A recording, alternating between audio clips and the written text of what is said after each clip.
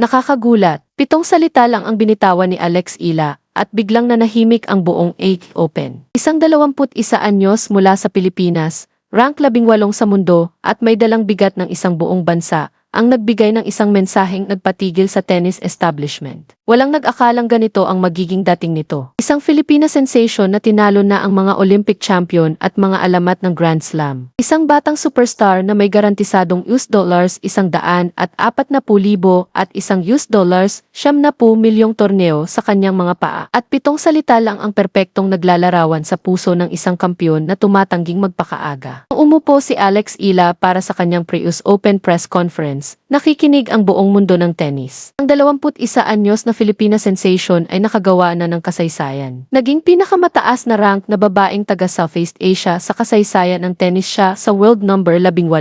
Nanalo siya ng kanyang unang UTT Tour singles title sa Washington. Umabot siya sa ika-4 na round sa Wimbledon. Inalis ang trono ng defending champion na si Iga Swiatek sa center court. At ngayon, haharapin niya ang pinakamalaking pagsubok ng kanyang karir. Pero ang mga salitang nagpatahimik sa buong ATP Open ay simple, tapat at nagbubunyag. Ang tanungin tungkol sa kanyang mga inaasahan sa torneo, hindi pinag-usapan ni Ila ang pananalo. Hindi siya gumawa ng mga matapang na prediksyon. Sa halip, nagbigay siya ng 7 salita na naglalarawan sa puso ng isang kampiyon na tumatangging magpakaaga. Wala akong tiyak na round na sinasabing kailangan kong maabot. Ang sumunod na katahimikan ay nakakahinga. Sa isang sport kung saan ang mga atleta ay madalas na tinutukoy ng mga matapang na prediksyon at mga hangaring maging kampiyon, pinili ni Ila ang ibang landas. Nanatili siyang nakatapak sa lupa, nanatiling nakatutok, nanatiling tapat sa mindset na nagdala sa kanya mula sa isang teenager na hirap makapasok sa Grand Slams patungong pagiging top 20 player. Ang paraan ko ng pagharap sa mga torneo ay kada match, kada round, sabi niya ilang linggo bago pa noon sa kanyang homecoming event sa Manila. Siyempre, ang pangwakas na layunin ay manalo, hindi ba? Pero kada round ko ito tinitingnan. Ang 7 salita ay refleksyon ng lahat ng natutunan ni Ila sa nakalipas na taon. 12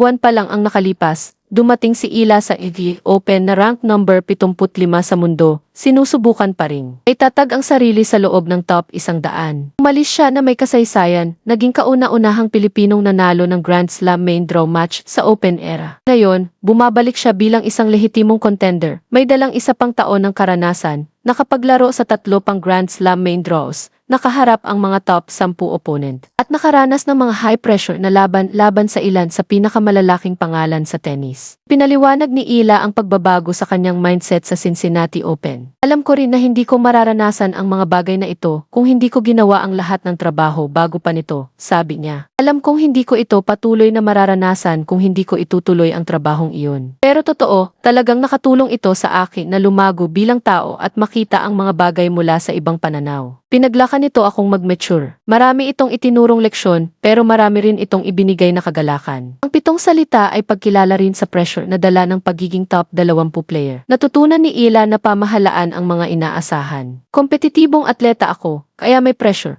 Pero sa tingin ko, ang obligasyon ay nagmumula rin sa sarili ko, sabi niya matapos ang kanyang title-winning run sa Washington. Napaka-demanding ko sa sarili ko, napaka-ambisyoso ko, kaya talagang masaya ako at malugod kong tinatanggap ang lahat ng gustong sumuporta at sumabay sa paglalakbay na ito. Pero alam kong ito ang aking paglalakbay, una at pangunahin, at may mga inaasahan ako sa sarili ko.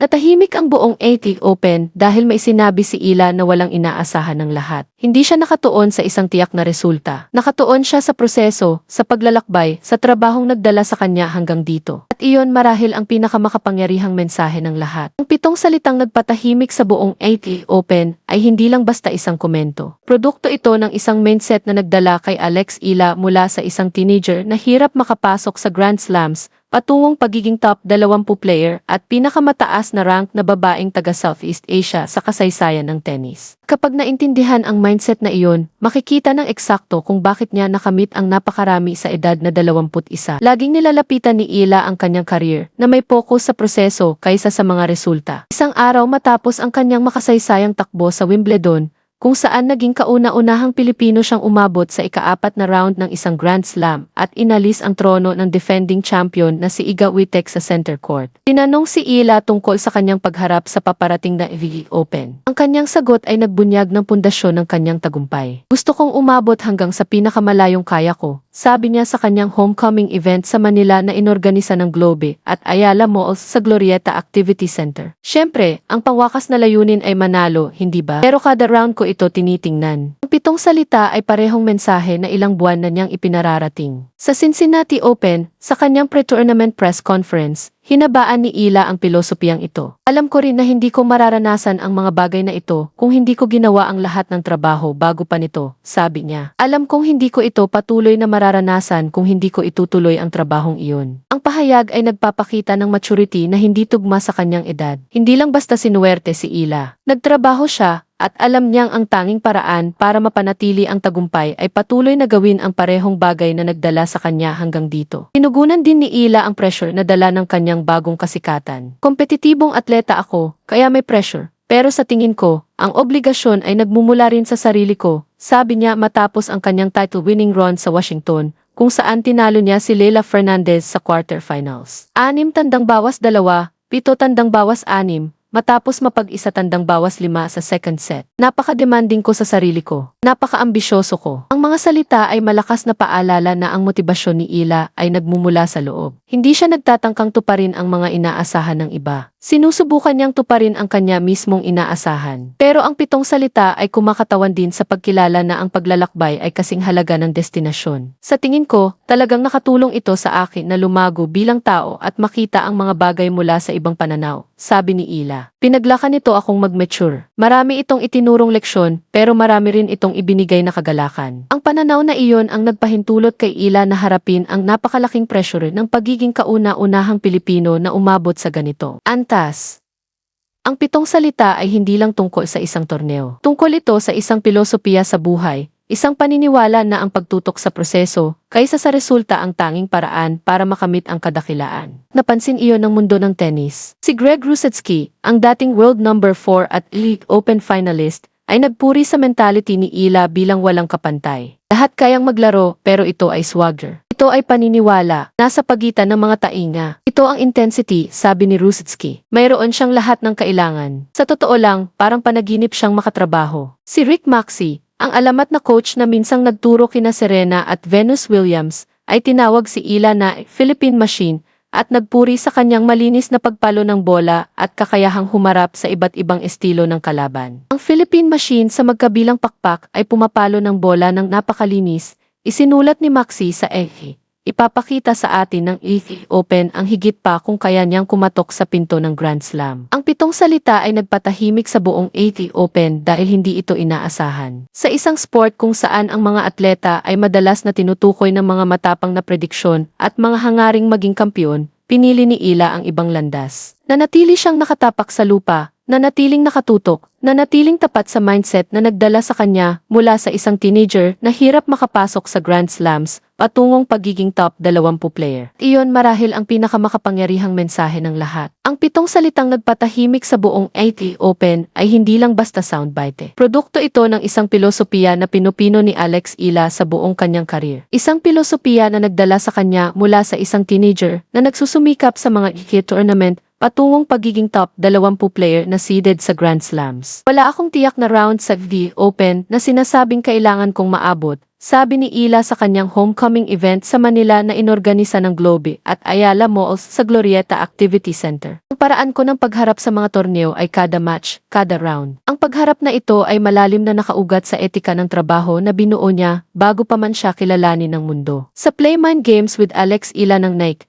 bukas na nagbahagi ang bituin ng Pilipinas tungkol sa kung ano ang nagpapanatili sa kanya sa gitna ng lahat. Sinusubukan kong huwag masyadong seryosohin ang sarili ko, sabi niya. Sinasabi ng lahat na ikaw ang ipinagmamalaki ng Pilipinas o kahit ano, pero sa tingin ko, kapag pinag-isipan ko ito ng masyado, papasok ito sa ulo ko, at talagang ayokong mangyari iyon. Pero ang pagiging nakatapak sa lupa ay hindi ibig sabihin na walang ambisyon. Malinaw din niyang sinabi kung ano ang nagtutulak sa kanya. Walang sinuman sa buong Pilipinas o sa buong mundo ang may mas malakas na pagnanais para sa akin na magtagumpay kaysa sa akin, sabi niya. Ako mismo ang pinakagustong makamit ko ang aking mga pangarap. Hinabaan niya ito sa kanyang press conference sa Cincinnati. Kompetitibong atleta ako, kaya may pressure. pero sa tingin ko, ang obligasyon ay nagmumula rin sa sarili ko. Napaka-demanding ko sa sarili ko, napaka-ambisyoso ko. Ang pinakamalaking pressure na hinaharap ni Ila ay hindi nagmumula sa labas. Nagmumula ito sa loob. Ang pressure na kailangan kong pamahalaan ay ang pressure na hindi ko bibigin ang sarili ko, paliwanag niya. Pagkilala ito na sa isang sport kung saan ang rankings at mga inaasahan ay maaaring magbago kada linggo, ang tanging bagay na tunay niyang kontrolado ay ang sarili niyang pagsisikap. Si Rick Maxey, ang alamat na coach na minsang nagturo kina Serena at Venus Williams,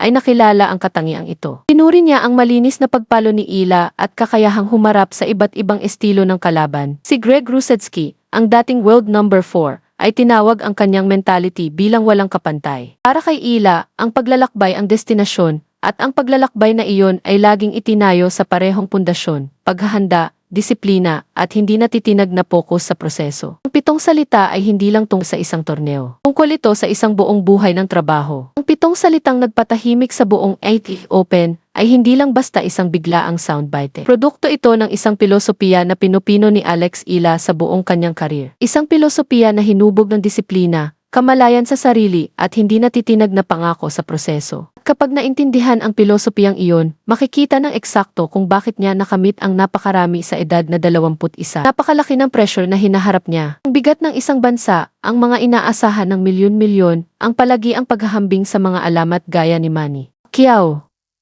Pero natutunan ni Ila na harapin ito sa pamamagitan ng pagtutok sa kung ano ang kaya niyang kontrolin. Sinusubukan kong huwag masyadong seryosohin ang sarili ko, sabi niya. Sinasabi ng lahat na ikaw ang ipinagmamalaki ng Pilipinas o kahit ano. Pero sa tingin ko, kapag pinag-isipan ko ito ng masyado, papasok ito sa ulo ko, at talagang ayokong mangyari iyon. Pero ang pagiging nakatapak sa lupa ay hindi ibig sabihin na walang ambisyon. Malinaw din niyang sinabi kung ano ang nagtutulak sa kanya. Walang sinuman sa buong Pilipinas o sa buong mundo ang may mas malakas na pagnanais para sa akin na magtagumpay kaysa sa akin, sabi niya. Ako mismo ang pinakagustong makamit ko ang aking mga pangarap. Ang pinakamalaking pressure na hinaharap ni Ila ay hindi nagmumula sa labas. Nagmumula ito sa loob. Ang pressure na kailangan kong pamahalaan ay ang pressure na hindi ko bibigin ang sarili ko, paliwanag niya. Kailangan ding i-unlearn ni Ila ang ilang gawin na minsang humadlang sa kanya. Sa Play Mind Games event ng Nike, ibinahagi niya kung ano ang kailangan niyang i-unlearn sa kanyang paglalakbay patungong pagiging world-class player. Isang bagay na kailangan kong i-unlearn ay ang huwag iugnay ang sariling pagpapahalaga sa mga resulta, sabi ni Ila. Sa tingin ko, bilang isang atleta, 21 ako. Pero naglalaro ako ng tennis mula ng 4 ako. Kaya malaking bahagi ng buhay ko ang tennis. Isang bagay na kailangan kong i-unlearn ay ang paghihiwalay o hindi pagpapahintulot na ang sariling pagpapahalaga ay nakadikit sa mga resulta. Isang pang bagay na kailangan niyang i-unlearn ay ang paghahambing. Sa tingin ko, kapag nilagay mo ang isang teenager na babae, halimbawa isang 16 na anyos na babae, na natural nang naghahambing sa sarili sa mga kapantay o sa kahit sino, sa ibang mga teenager na babae, at nilagay mo siya sa isang setting na profesional na at napaka-demanding, maiisip mo kung ano ang pakiramdam yon, ibinahagi niya. Pero sa kabila ng lahat, lumabas si Ila na may malalim na pagpapahalaga sa sarili. Sa tingin ko, isang proseso iyon na kailangan kong pagdaanan, at sa tingin ko, malaki ang kinalaman nito sa self-esteem at self-confidence. Kaya ngayon parang bato na, guys. Masaya kong sasabihin na mahal ko ang sarili ko. Hindi ako naghahambing sa kahit sino. At hinahangad ko iyon para sa bawat batang babae at bawat babae, sabi ni Ila. Ang kanyang pagharap sa mga laban ay malalim ding estratehiko. Dating sa mind games, kailangan mong maramdaman na ang laban ay nakadepende sa iyo, paliwanag niya. Kung hahayaan mong ang kalaban ang magdiktan yon, voila, tapos na. Sa halip na maging abala sa kung ano ang iniisip ng kanyang kalaban,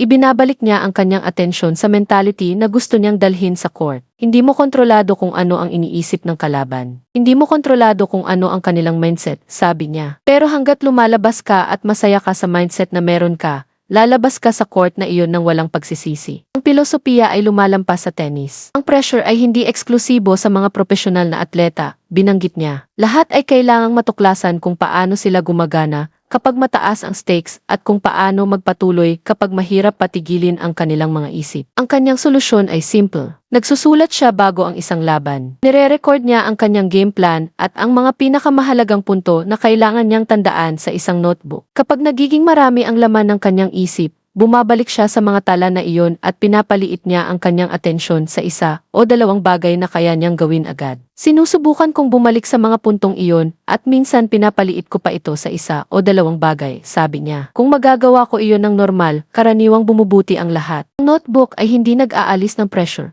pero nagbibigay ito sa kanya ng konkretong lugar kung saan ilalagay ang kanyang focus. Sa halip na subukang lutasin ang buong laban ng sabay-sabay, bumabalik siya sa susunod na desisyon, sa susunod na punto, at sa bahagi ng laro na nasa ilalim pa rin ng kanyang kontrol. Para kay Ila, ang pag-akyat ay hindi na tungkol sa pagpapatunay ng sarili ng paulit-ulit. Tungkol na ito sa pagtitiwala sa proseso, sa sarili niyang mga termino at sa sarili niyang bilis. 7 salita ay hindi lang tungkol sa isang torneo. Tungkol ito sa isang buong buhay ng trabaho, isang buong buhay ng disiplina, isang buong buhay ng pag-aaral na paghiwalayin ang sariling pagpapahalaga sa mga resulta, isang buong buhay ng pagtutok sa kung ano ang kaya niyang kontrolin. At iyon marahil ang pinakamakapangyarihang mensahe ng lahat, hindi lang para sa mga atleta, kundi para sa sinumang naghahabol ng pangarap. Kaya narating na natin ang tunay na kahulugan sa likod ng 7 salitang nagpatahimik sa buong AIC Open. Hindi ito basta soundbite. Hindi ito basta isang manlalarong nagtatangkang magmukhang mababa. Produkto ito ng isang pilosopiya na pinupino ni Alex Ila sa buong kanyang karir. Isang pilosopiya na hinubog ng disiplina, kamalayan sa sarili at hindi natitinag na pangako sa proseso.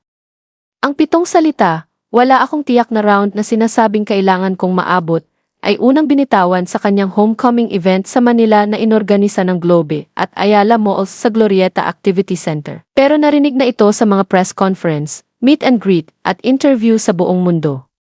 Ang paraan ko ng pagharap sa mga torneo ay kada match, kada round, paliwanag niya. Gusto kong umabot hanggang sa pinakamalayong kaya ko. Siyempre, ang pangwakas na layunin ay manalo, hindi ba? Pero kada round ko ito tinitingnan. Ang 7 salita ay refleksyon ng lahat ng natutunan ni Ila sa nakalipas na taon. 12 buwan pa lang ang nakalipas, dumating siya sa AIC Open na rank number 75 sa mundo. Sinusubukan pa ring maitatag ang sarili sa loob ng top 100. Ngayon, bumabalik siya bilang isang lehitimong contender. May dalang isa pang taon ng karanasan, nakapaglaro sa 3 pang Grand Slam main draws, nakaharap ang mga top 10 opponent, at nakaranas ng mga high-pressure na laban sa ilan sa pinakamalalaking pangalan sa tennis. Kailangan ding i-unlearn ni Ila ang ilang gawin na minsang humadlang sa kanya. Sa Play Mind Games event ng Nike, ibinahagi niya kung ano ang kailangan niyang i-unlearn sa kanyang paglalakbay patungong pagiging world-class player. Isang bagay na kailangan kong i-unlearn ay ang huwag iugnay ang sariling pagpapahalaga sa mga resulta, sabi ni Ila. Sa tingin ko, bilang isang atleta, 21 ako. Pero naglalaro ako ng tennis mula ng 4 ako. Kaya malaking bahagi ng buhay ko ang tennis. Isang bagay na kailangan kong i-unlearn ay ang paghihiwalay o hindi pagpapahintulot na ang sariling pagpapahalaga ay nakadikit sa mga resulta. Isang pang bagay na kailangan niyang i-unlearn ay ang paghahambing. Sa tingin ko, kapag nilagay mo ang isang teenager na babae, halimbawa isang 16 na anyos na babae, na natural nang naghahambing sa sarili sa mga kapantay, at nilagay mo siya sa isang setting na profesional na at napaka-demanding. Maiisip mo kung ano ang pakiramdam niyon, ibinahagi niya. Pero sa kabila ng lahat, lumabas si Ila na may malalim na pagpapahalaga sa sarili. Sa tingin ko, isang proseso iyon na kailangan kong pagdaanan, at sa tingin ko, malaki ang kinalaman nito sa self-esteem at self-confidence. Kaya ngayon, parang bato na, guys. Masaya kong sasabihin na mahal ko ang sarili ko. Hindi ako naghahambing sa kahit sino. At hinahangad ko iyon para sa bawat batang babae at bawat babae, sabi ni Ila. Ang kanyang pagharap sa mga laban ay malalim ding estratehiko. Pagdating sa mind games, kailangan mong maramdaman na ang laban ay nakadepende sa iyo, paliwanag niya. Kung hahayaan mong ang kalaban ang magdikta niyon, voila, tapos na.